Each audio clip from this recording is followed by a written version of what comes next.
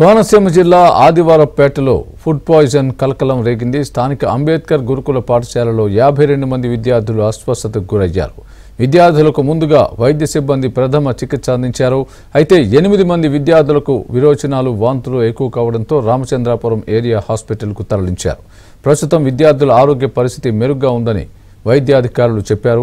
Area ఆసుపత్రిలో చికిత్స పొందుతున్న విద్యార్థుల్ని టీడీపీ నియోజకవర్గ ఇన్ఛార్జ్ రెడ్డి సుబ్రహ్మణ్యం, వైసీపీ నియోజకవర్గ ఇన్ఛార్జ్ పిల్లి సూర్యప్రకాష్ పరామర్శించారు.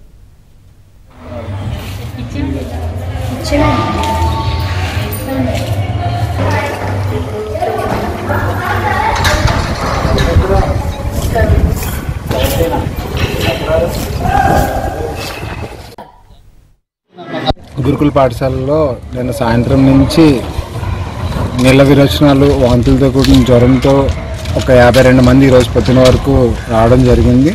వాళ్ళందరికీ వైద్య పరీక్షలు చేసి మెరుగైన వైద్యం ఇక్కడే ఇవ్వడం జరుగుతుంది. ఒక 8 మంది పిల్లలకి మాత్రం అస్వస్థత కాస్త ఎక్కువగా ఉండడం కారణం చేత రామచంద్రాపురం ఏరియా హాస్పిటల్కి తరలించడం జరిగింది. వాళ్ళకు కూడా మెరుగైన వైద్యం అక్కడ అందుతుంది. అందరూ బాగానే ఉన్నారు. ఇది ఏ కారణం చేత ఉంటుందండి? మోస్ట్లీ అనుకోవడం ఫుడ్ పాయిజన్ అనే ప్రథమంగా నిర్ధారించుకోవడం జరిగిందండి. అక్యూట్ గ్యాస్ట్రైటిస్ కింద అనుకుంటున్నాం. అక్కడ పీడియాట్రిక్ సార్ కూడా దానివల్ల అయ్యి ఉంటుందనే ఒక కారణం చేతే ట్రీట్మెంట్ స్టార్ట్ చేశాను. ఫస్ట్ వాళ్ళ పరిస్థితి పర్లేదండి? అందరి పరిస్థితి బాగానే ఉందండి.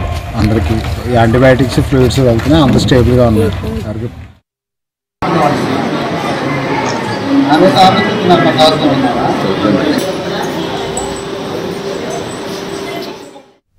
ఇదే అంశానికి సంబంధించి పూర్తి అప్డేట్ మా ప్రతినిధి అప్పారావు చెప్తారు. అప్పారావు. స్వామి, కోనసీమ జిల్లాలోని రామచంద్రపురం మండలంలో స్థానిక గురుకుల పాఠశాలలో కలకలం రేగింది. దాదాపు ఇక్కడ 1, 5, 8, 10 తరగతి చదువుతున్న కొన్ని వందలాది మంది విద్యార్థులు ఇక్కడ రామచంద్రపురం మండలంలోని ఆదివారపేట గురుకుల పాఠశాలలో చదువుతున్నారు. అయితే నిన్న మధ్యాహ్న భోజనంలో నిర్వాహకులు చికెన్ బిర్యానీ చేసి విద్యార్థులకు వండించారు. అయితే ఆ తర్వాత సాయంత్రం ఆనపకాయ కూర పెట్టారు.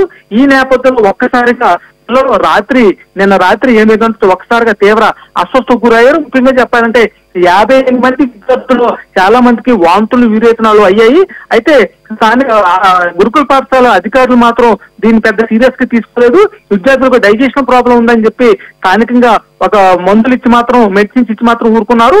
అయితే వీరిలో కొంత పరిస్థితి ఉదయం లేచేసరికి విస్మరించింది.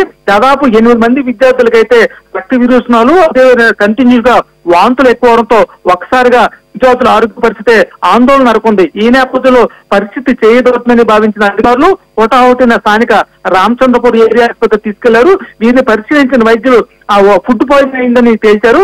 అయితే నిన్న ఆదివారం మధ్యాహ్నం విద్యార్థులకు వడ్డించిన చికెన్ కర్రీ, చికెన్ బిర్యానీలో ఏదైనా కలుషితం ఏదైనా కలిసి ఉంటుందని చెప్పి ప్రాథమికంగా అంచనాకు వచ్చారు. అయితే గురుకుల పాఠశాల అధికారులు మాత్రం తప్పేమీ లేదని విద్యార్థులు బయటికి వెళ్లి జరిగిందని చెప్పి సమర్థించుకునే ప్రయత్నం చేశారు. అయితే వైద్యులు పరిశీలించిన తర్వాత ఫుడ్ పాయిజన్ ఖచ్చితంగా జరిగిందని, వంట వండే సమయంలో సరైన పరిశుభ్రత లేకపోవడం, ఇతరతో కలవడం వల్ల ఈ ఘటన జరిగిందని చెప్పి అధికారులు ప్రాథమికంగా నిర్ధారణకు వచ్చారు. అదేవిధంగా జిల్లా వైద్యాధికారి కూడా ఈ రోజు గురుకుల పాఠశాలకు వచ్చి విద్యార్థులందరూ పరీక్షించారు. ప్రస్తుతం అయితే రామచంద్రపురం ఆసుపత్రిలో 8, 9 తరగతి చదువుతున్న 8 మంది విద్యార్థుల పరిస్థితి నిలకడ ఉందని చెప్పి వైద్యులు చెప్పారు. ఘటనపై విచారణ చేయాలని చెప్పి తల్లిదండ్రులు డిమాండ్ చేస్తున్నారు. స్వామి. Right, thanks.